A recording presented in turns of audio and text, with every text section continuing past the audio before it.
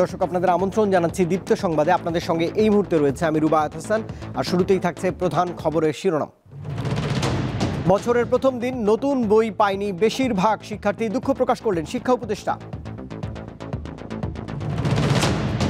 উদ্যোক্তা তৈরিতে উপজেলা পর্যায়ে বাণিজ্য মেলা আয়োজনের পরামর্শ প্রধান উপদেষ্টার। রাজুকে দুদকের অভিযান, পূর্বাচল প্রকল্পে অনিয়ম খতিয়ে দেখতে কর্মকর্তাদের জিজ্ঞাসাবাদ। মরণ ফাঁদ ঢাকা মাওয়া এক্সপ্রেসওয়ে, বেপরোয়া গতি দুর্ঘটনার বড় কারণ, মত বিশেষজ্ঞদের।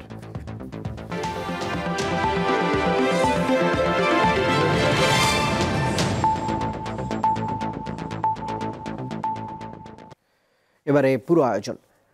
বছরের প্রথম দিন শিক্ষার্থীদের হাতে নতুন সব বই দিতে না পারায় দুঃখ প্রকাশ করেছেন শিক্ষা উপদেষ্টা ওয়াহিদুদ্দিন মাহমুদ। বুধবার প্রাথমিক ও মাধ্যমিকের বইয়ের অনলাইন সংস্করণ উদ্বোধনকালে তিনি কথাই বলেছেন।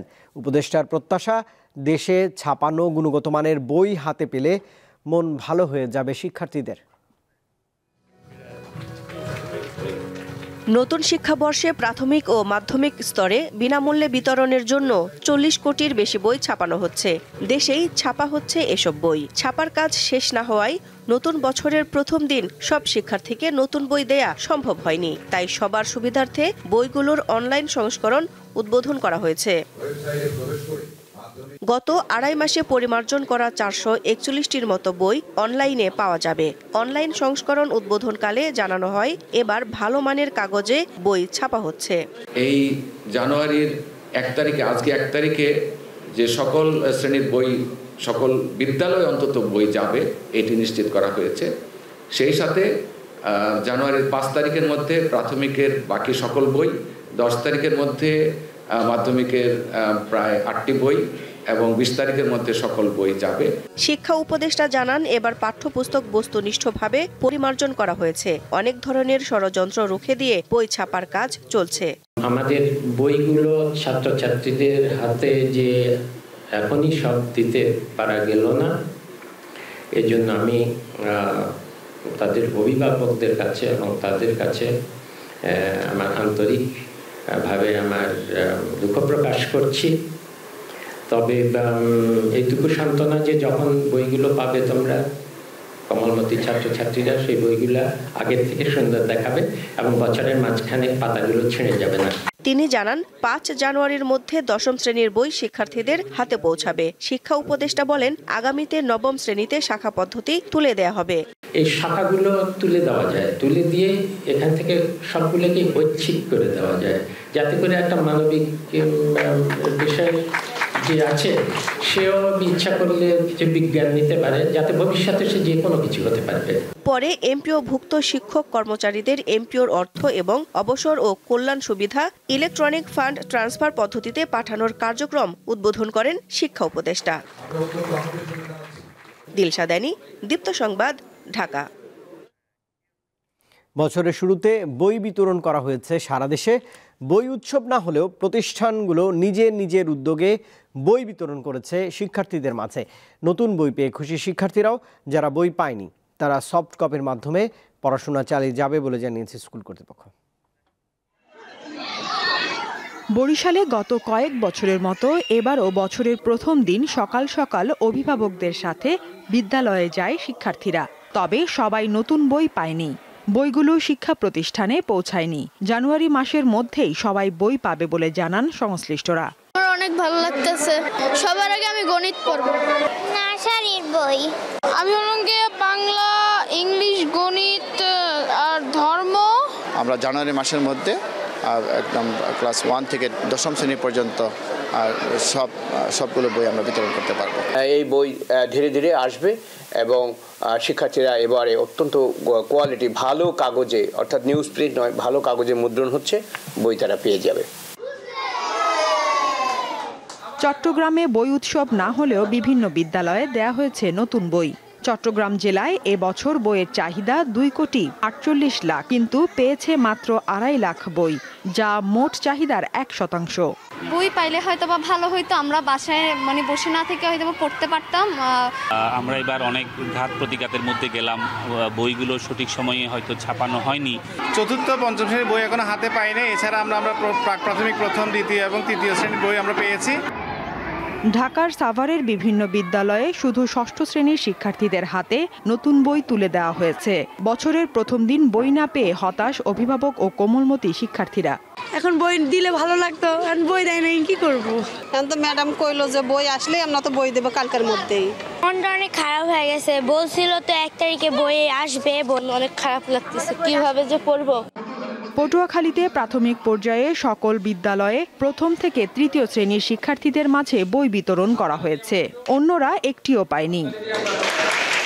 ময়মনসিংহে বছরের শুরুতে যারা বই পেয়েছে তারা উচ্ছ্বসিত, অন্যদের মন খারাপ। জেলা প্রশাসক জানান, যারা বই পায়নি তারা সফট কপির মাধ্যমে পড়াশোনা চালিয়ে যেতে পারবে। সাদিয়া চৌধুরী, দীপ্ত, বার্তাকক্ষ। উদ্যোক্তা তৈরিতে সারা দেশে বছর জুড়েই মেলার আয়োজন করা প্রয়োজন। এতে সম্ভাবনাময় তরুণীদের সুযোগ দিতে হবে বলে জানিয়েছেন প্রধান উপদেষ্টা ডক্টর মোহাম্মদ ইউনূস। বুধবার রাজধানীর পূর্বাঞ্চলে 29তম ঢাকা আন্তর্জাতিক বাণিজ্য মেলা উদ্বোধনকালে আরও বলেছেন, রপ্তানি প্রক্রিয়া আরও প্রসারিত করতে হবে।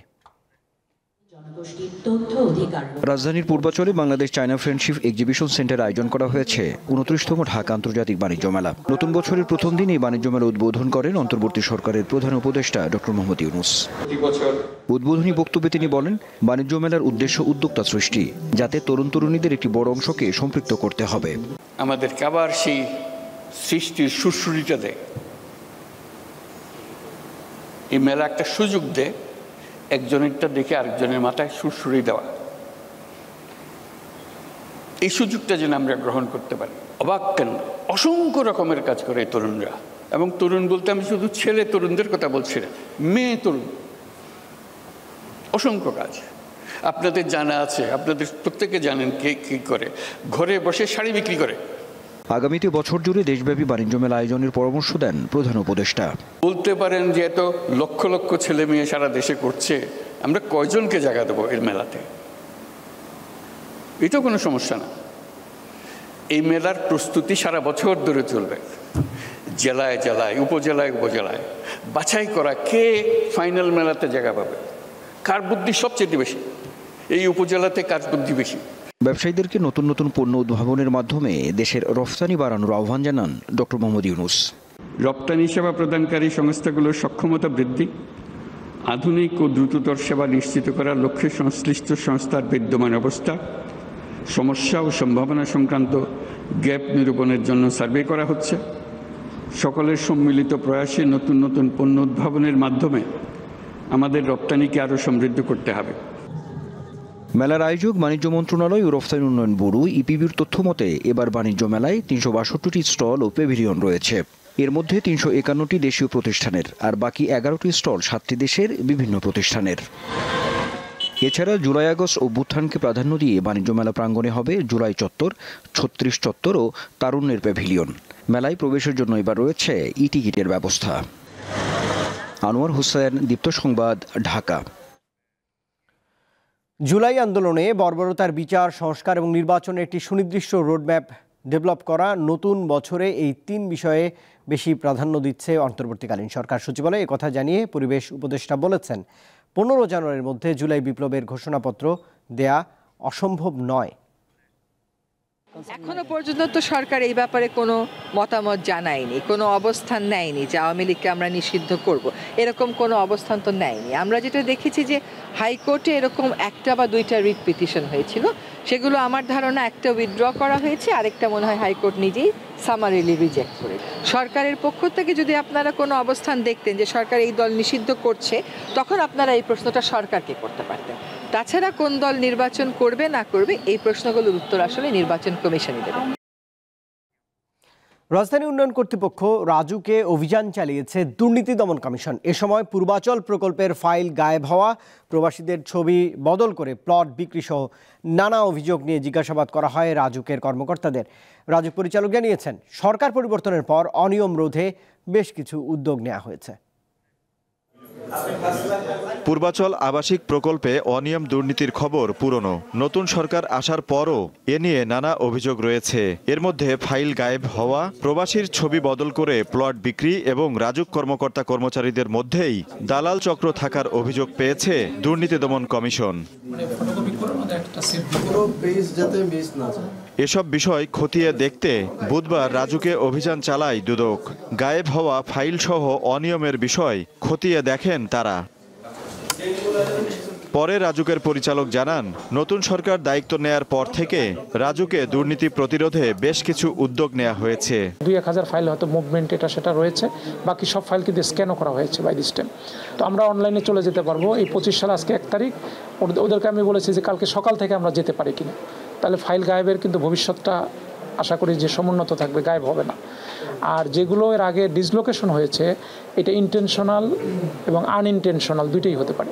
অভিযানে নেতৃত্ব দেয়া দুদক কর্মকর্তা জানান, যেসব অভিযোগের ভিত্তিতে অভিযান চালানো হয়েছে তার বেশ কিছু সত্যতা পাওয়া গেছে।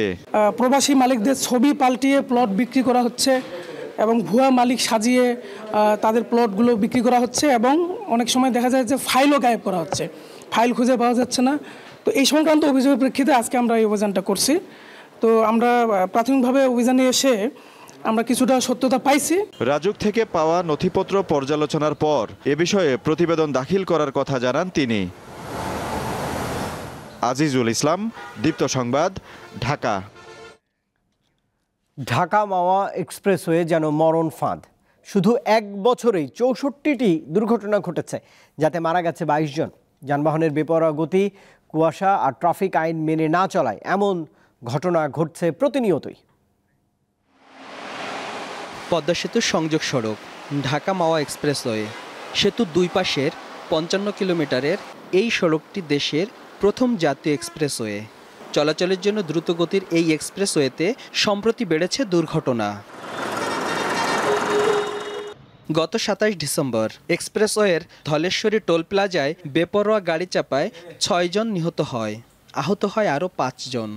এর মাত্র 5 দিন আগে 22 ডিসেম্বর এক্সপ্রেসওয়ের মুন্সিগঞ্জের শোলঘর থেকে হাসাড়া পর্যন্ত 4টি জায়গায় 10টি গাড়ির মধ্যে সংঘর্ষ হয়। গত বছরের 22 ডিসেম্বর থেকে চলতি বছরের 27 ডিসেম্বর পর্যন্ত 64টি দুর্ঘটনা ঘটেছে। এসব দুর্ঘটনায় নিহত হয়েছে 22 জন, আহতের সংখ্যা 85। পথচারী, ছোট রিক্সা, ছোট গাড়ি, এগুলোর জন্যই 90% অ্যাক্সিডেন্ট হয়। যেভাবে ট্রাকগুলো চলে, ঈদে বাইকগুলো চলে, মোটরসাইকেলগুলো চলে, তা আমরাই তো নিরাপদে নাই, তা আমরা কিভাবে নিরাপদ আরেকজন দিতে পারবো? যে জায়গায় ফেরিঘাট, মনে করেন টোলঘাট, সব জায়গায় এরকম বিট দেওয়া উচিত। হাইওয়ে পুলিশ বলছে এক্সপ্রেসওয়েতে নিয়মিত টহল জোরদার করা হয়েছে। আমরা ধলেশ্বরী টোল প্লাজায় কিন্তু আমরা মাইকিংয়ের একটা ব্যবস্থা রেখেছি। জনগণ, পাবলিক, যাত্রী সাধারণ যদি সচেতন না হয়, সচেতন ব্যতীত আপনাকে এই দুর্ঘটনা কমানো সম্ভব না। শুধু আইন প্রয়োগ করে দিলে হবে না। বিশ্লেষকেরা বলছেন সড়কে শৃঙ্খলা ফেরাতে চালকদের পর্যাপ্ত বিশ্রাম, প্রশিক্ষণ ও নির্দিষ্ট বেতনের আওতায় আনা জরুরি। দেখা যাচ্ছে যে এখানে যে গতিসীমা নিয়ন্ত্রণের ব্যাপারটা শুধুমাত্র ছোট গাড়ির ক্ষেত্রে প্রযোজ্য হচ্ছে, বড় গাড়ির ক্ষেত্রে গতিসীমাটা নিয়ন্ত্রণ করা হচ্ছে না। যে চালকরা চালাচ্ছে তারা কম্পিটিশনের ভিতরে থাকে, হাই স্পিডে চালাচ্ছেন, রাস্তাটা ভালো দেখে তারা গতিসীমা ভায়োলেট করছে। তিনি জানান, চালকদের অসচেতনতা, ফিটনেসবিহীন যানবাহন চলাচল, ট্রাফিক আইন মেনে না চলা এবং ধীর গতির যানবাহন মহাসড়কে চলাচল করায় দুর্ঘটনা বাড়ছে। সোহাগ আহমেদ, দীপ্ত সংবাদ, ঢাকা। ভারত থেকে শেখ হাসিনাকে ফেরত আনা এবং অন্যান্য স্বার্থের বিষয়গুলো পাশাপাশি চলবে বলে জানিয়েছেন পররাষ্ট্র উপদেষ্টা তৌহিদ হোসেন। বুধবার পররাষ্ট্র মন্ত্রণালয়ে সাংবাদিকদের প্রশ্নের জবাবে তিনি বলেন, শেখ হাসিনাকে ফেরত না দিলেও দিল্লির সঙ্গে স্বাভাবিক সম্পর্ক অব্যাহত রাখবে সরকার। আমি মনে করি যে দুটো পাশাপাশি চলবে, কারণ এটা হলো একটা ইস্যু, কিন্তু আমাদের আরো অনেক স্বার্থের ইস্যু আছে দুই পক্ষেরই। আমরা সেগুলি নিয়েও পাশাপাশি আগাবো। প্রতিবেশীর সাথেও ভালো সম্পর্ক চাই, মার্কিন যুক্তরাষ্ট্রের সাথে আমরা ভালো সম্পর্ক চাই, চীনের সাথেও ভালো সম্পর্ক চাই, কারণ আমাদের স্বার্থ আছে প্রতিটি ক্ষেত্রেই ভালো সম্পর্ক রাখার ক্ষেত্রে। এবং আমি বিশ্বাস করি যে যাদের কথা বললাম তাদেরও স্বার্থ নিহিত আছে ভালো সম্পর্কের মধ্যে। চলতি মাস থেকে শহীদ পরিবারকে সরকার ঘোষিত 30 লাখ টাকা আর্থিক সহায়তা দেবে জুলাই স্মৃতি শহীদ স্মৃতি ফাউন্ডেশন। বুধবার ঢাকা সংবাদ সম্মেলনে সংগঠনটি আরও জানিয়েছে, এখন পর্যন্ত আন্দোলনে হতাহতদের মধ্যে 2,229 জনকে 47 কোটি 32 লাখ টাকা আর্থিক সহায়তা প্রদান করা হয়েছে সংগঠনের পক্ষে।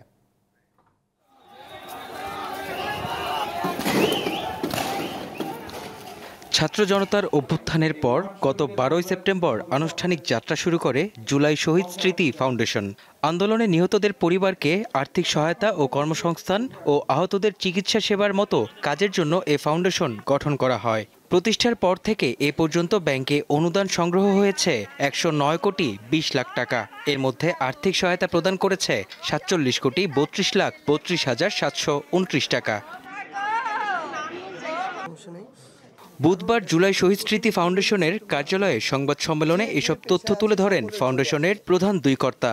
বলেন, স্বাস্থ্য মন্ত্রণালয়ের তালিকা অনুযায়ী আন্দোলনে 826 জন শহীদ ও 11,306 জন ব্যক্তি আহত হয়েছে। এর মধ্যে 628 জন শহীদ ও 1,601 জন আহতের পরিবারকে আর্থিক সহায়তা দেয়া হয়েছে। এখন পর্যন্ত আমাদের ব্যাংক অ্যাকাউন্টে আমরা টাকা রিসিভ করেছি 109 কোটি 20 লক্ষ 23,005 টাকা এবং আমরা এখন পর্যন্ত টাকা ডিসবার্সমেন্ট অর্থাৎ টাকা খরচ করতে পেরেছি 47 কোটি 32 লক্ষ 32,729 টাকা। আমরা এখন পর্যন্ত সর্বমোট 2,229 জন পরিবারকে সাহায্য করতে পেরেছি। সংগঠনটির সাধারণ সম্পাদক জানান, অনেকে চিকিৎসাপত্র জালিয়াতি করে সুযোগ সুবিধা নিতে আবেদন করছে। এতে যাচাই বাছাই করে আহতদের সহায়তা প্রদানে দেরি হচ্ছে। কিছু ওইখানে ডুপ্লিকেট রয়েছে, কিছু জিনিস অ্যাড হয়েছিল যেটা তারা ভেরিফিকেশন করে পাচ্ছে যে তারা আহত কিন্তু আন্দোলনের আহত না। সো এখনও আমরা সেটাকে স্ট্যান্ডার্ড ধরতে পারছি না। যদি ধরতে পারি আমরা এখান থেকে বিকাশের মাধ্যমে বা চেকের মাধ্যমে একদিনে 1,000 আহতকে দিয়ে দিতে পারি, আমরা 11 দিনে 11,000 আহতকে ফান্ড দিয়ে দিতে পারি। তিনি জানান, চলতি মাসে শহীদ পরিবারকে 5 লাখের পরিবর্তে সরকার ঘোষিত 30 লাখ টাকা আর্থিক সহযোগিতা দেয়া হবে। এই যে এখন 1 লক্ষ করে ফান্ড দিচ্ছে আহতদেরকে, এটা খুব দ্রুত 3 লক্ষ করে দেয়া হবে। অলরেডি প্রাথমিক একটা সিদ্ধান্ত হয়েছে।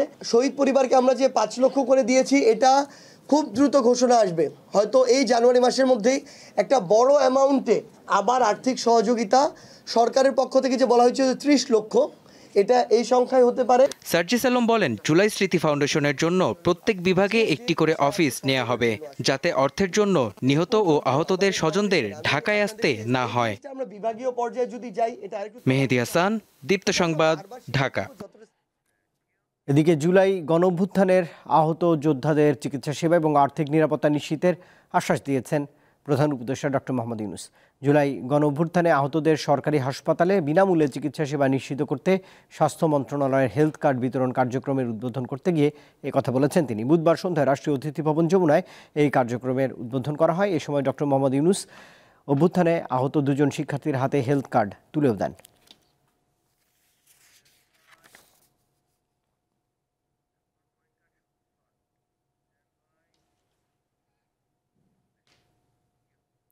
সংস্কার একটি চলমান প্রক্রিয়া, এর জন্য নির্বাচন থেমে থাকতে পারে না বলে মন্তব্য করেছেন বিএনপির স্থায়ী কমিটির সদস্য ডক্টর মঈন খান। বুধবার ছাত্রদলের 46তম প্রতিষ্ঠা বার্ষিকীতে জিয়াউর রহমানের সমাধিতে পুষ্পস্তবক অর্পণ শেষে একথা বলেছেন তিনি। সংস্কার একটি চলমান প্রক্রিয়া। সভ্যতার আদি যুগ থেকে মানব সভ্যতা বিকশিত হয়েছে সংস্কারের মাধ্যমে। সংস্কার কোনোদিন থেমে থাকে না। আগে নির্বাচন, পরে সংস্কার, এগুলো কোনো অর্থবহ প্রশ্ন নয়। রাজশাহীর মোহনপুরে একই সঙ্গে 2 মোটরসাইকেলে ট্রাকের ধাক্কায় 3 জন নিহত হয়েছে। গুরুতর আহত হয়েছেন আরও একজন। সন্ধ্যা 6:30টার দিকে এই দুর্ঘটনা ঘটে। নিহতরা হলেন মোহাম্মদ কাউসার রহমান এবং পলাশ। দুর্ঘটনাস্থলটি ফাঁকা জায়গায় হয় এবং কোনো প্রত্যক্ষদর্শী না থাকায় দুর্ঘটনার আসল কারণ এখন পর্যন্ত জানা যায়নি।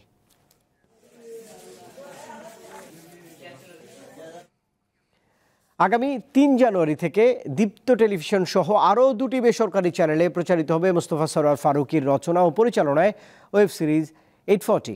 রাজনৈতিক গল্পের এই সিরিজটির প্রযোজনা করেছেন নুসরাত ইমরোজ তিশা এবং সহকারী প্রযোজক হিসেবে রয়েছেন ফরিদুর রেজা শাকর। গত বছরের 13 ডিসেম্বর থেকে প্রেক্ষাগৃহে প্রদর্শিত হচ্ছে মোস্তফা সরওয়ার ফারুকী রচনা ও পরিচালনা নির্মিত চলচ্চিত্র 840। এবার সেটিকে কিছুটা বাড়িয়ে ওয়েব সিরিজ আকারে টেলিভিশনের দর্শকদের জন্য প্রদর্শনের সিদ্ধান্ত নিয়েছেন চলচ্চিত্রটির প্রযোজক নুসরাত ইমরোজ তিশা। আমি দ্রুতই ঢুকতেছি দেশে। বুধবার রাজধানীতে সংবাদ সম্মেলনে এসব তথ্য জানানো হয়। দীপ্ত টিভি, আর টিভি ও চ্যানেল আইতে এই সিরিজটি ভিন্ন ভিন্ন সময়ে প্রচারিত হবে। তো হলেও চলবে এবং সিরিজ আপনারা চ্যানেলগুলোতে দেখতে পারবেন। সো এটা একটা বিশাল বড় একটা অ্যাচিভমেন্ট এবং বাংলাদেশের ইতিহাসে এরকম আসলে আগে কখনো হয়নি। This the first time Mostofa Sarwar ফারুকীর রচনা পরিচালনায় 840 হতে যাচ্ছে। অতিথিরা জানান, চলচ্চিত্রের পাশাপাশি টেলিভিশনেরও আলাদা দর্শক আছে। তারা আশা করেন এই ধরনের সিরিজ দর্শকরা পছন্দ করবে। আমাদের ওভারঅল এনভায়রনমেন্ট চেঞ্জ হয়েছে, এটাও একটা প্রমাণ, যেখানে আমরা এরকম একটা কন্টেন্টকে ওয়েলকাম করছি যেটা হয়তো আর কিছুদিন আগে হলেও আমরা করতে পারতাম না। সো আমাদের নতুন বাংলাদেশে আমরা যে একটু ডিফারেন্টলি চিন্তা করতে পারছি, ডিফারেন্টলি কাজ করতে পারছি, এটা আমাদের অনেক বড় একটা অনুপ্রেরণা। আমরা আমাদের সব মিডিয়া হাউস থেকেই হয়তো এখন থেকে এরকম আরও ভালো কন্টেন্ট নিয়ে, আরও ডিফারেন্ট উদ্যোগ নিয়ে সবাই ভালো কাজ করবে। আমার শুভকামনা রইল এবং এর মাধ্যমে হয়তো বাংলাদেশে পলিটিক্যাল সেক্টরের কাজটা আর একটু বাড়বে, সবাই আত্মবিশ্বাসী হবে এবং আরো সুন্দর সুন্দর পলিটিক্যাল সেক্টর আমার ভবিষ্যৎ পাবে। দুর্নীতি, ক্ষমতা অপব্যবহারের যেই বিষয়গুলো আমরা দেখেই সমাজের বিভিন্ন জায়গায় যে ক্ষতগুলো সৃষ্টি করেছে বা করে, তারও একটা চমৎকার উপস্থাপন এই 840-তে আমরা দেখতে পেয়েছি। 8 পর্বের ধারাবাহিকটি দীপ্ত টিভিতে 3 জানুয়ারি থেকে প্রতিদিন রাত 10:30টায় প্রচারিত হবে। লাবণী গুহ, দীপ্ত সংবাদ, ঢাকা। ইংরেজি নববর্ষের দিনে যুক্তরাষ্ট্রে চলন্ত গাড়ি মানুষের ভিড়ের মধ্যে উঠে গিয়ে প্রাণ গেছে 10 জনের। আন্তর্জাতিক গণমাধ্যমগুলো জানিয়েছে, স্থানীয় সময় বুধবার নিউ অর্লিন্স শহরের ফ্রেঞ্চ কোয়ার্টারের বোরবন স্ট্রিটে এই দুর্ঘটনা ঘটেছে। পুলিশ জানিয়েছে, চলন্ত একটি গাড়ি ভিড়ের মধ্যে উঠে পড়ে। এরপর চালক গাড়ি থেকে বের হয়ে গুলি ছুটতে শুরু করেন। পরে পুলিশও পাল্টা গুলি চালায়। ঘটনার কারণ তদন্ত করে দেখা হচ্ছে। এই ঘটনায় আরও আহত হয়েছেন 30 জন। যেখানে দুর্ঘটনা ঘটেছে সেই বোরবন স্ট্রিট অসংখ্য বার ও ক্লাবের জন্য পরিচিত। নতুন বছরের প্রথম দিনের আগমন উপলক্ষে এলাকাটি পরিপূর্ণ ছিল মানুষে। ইসরায়েলের সামরিক আগ্রাসন ও হত্যাযজ্ঞ শুরু হওয়ার পর গাজার জনসংখ্যা প্রায় 6 ভাগ কমে গেছে। ফিলিস্তিনি কেন্দ্রীয় পরিসংখ্যান ব্যুরোর এক প্রতিবেদনে এ তথ্য জানানো হয়েছে। এর প্রধান কারণ হিসেবে চলমান গণহত্যা এবং বাস্তুচ্যুতিকে দায়ী করা হচ্ছে। প্রতিবেদনে আরও বলা হচ্ছে, গত বছরের 7 অক্টোবর ইসরায়েল হামলা শুরু করার পর এ পর্যন্ত 45,541 জন ফিলিস্তিনিকে নির্মমভাবে হত্যা করা হয়েছে। এই সময় প্রায় 1 লাখ ফিলিস্তিনি উপত্যকা ছেড়েছে। এদিকে গত 24 ঘন্টাতে গাজায় ইসরায়েলি আগ্রাসনে আরও 27 জন ফিলিস্তিনি প্রাণ হারিয়েছেন।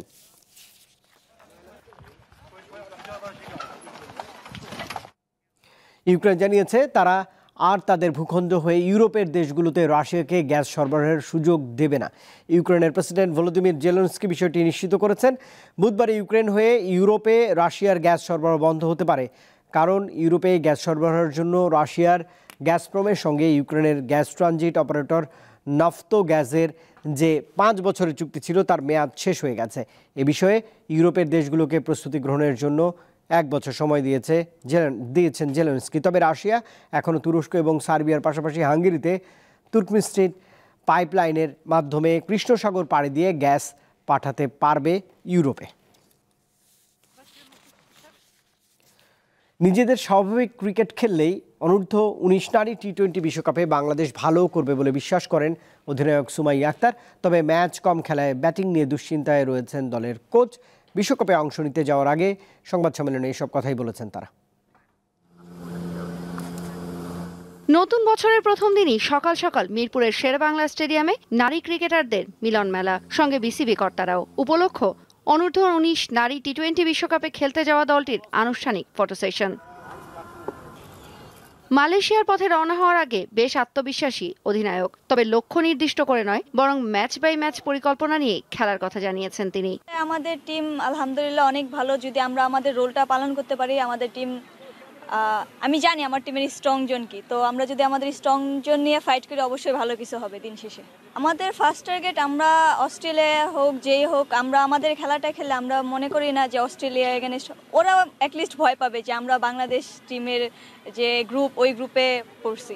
অধিনায়কের আত্মবিশ্বাসের সাথে অনেকটাই একমত দলের কোচ সারোয়ার ইমরানও। আমার ফিল্ডিং বোলিং এগুলো মোটামুটি আমি বলবো যে টপ গ্রেডে ধরতে পারেন। ব্যাটিংটা এখন আমরা ভালো ব্যাটিং করে কিন্তু এক্সপিরিয়েন্স কম, ম্যাচ খেলার T20 খেলার এক্সপিরিয়েন্স কম, সেই হিসাবে আমি বলবো যে ব্যাটিংটাকে একটু করে রাখছি। তারপরেও আমরা লাস্ট 2 মাস ধরে প্র্যাকটিস করে একটা অবস্থায় টিমকে নিতে পেরেছি।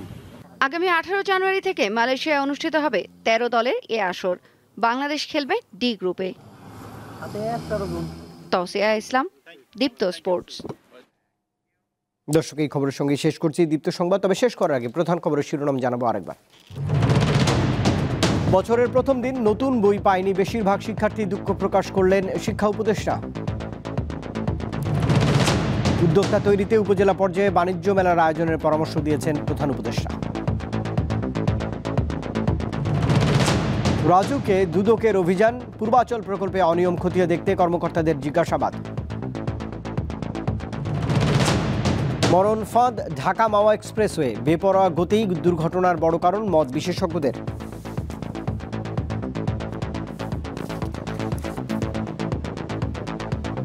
দর্শক, এই ছিল এখনকার মতো। এতক্ষণ সঙ্গে থাকবার জন্য ধন্যবাদ সবাইকে। আরও তথ্য বিনোদনের জন্য আপনি যুক্ত থাকতে পারেন দীপ্ত টেলিভিশনের ডিজিটাল প্ল্যাটফর্মগুলোতে।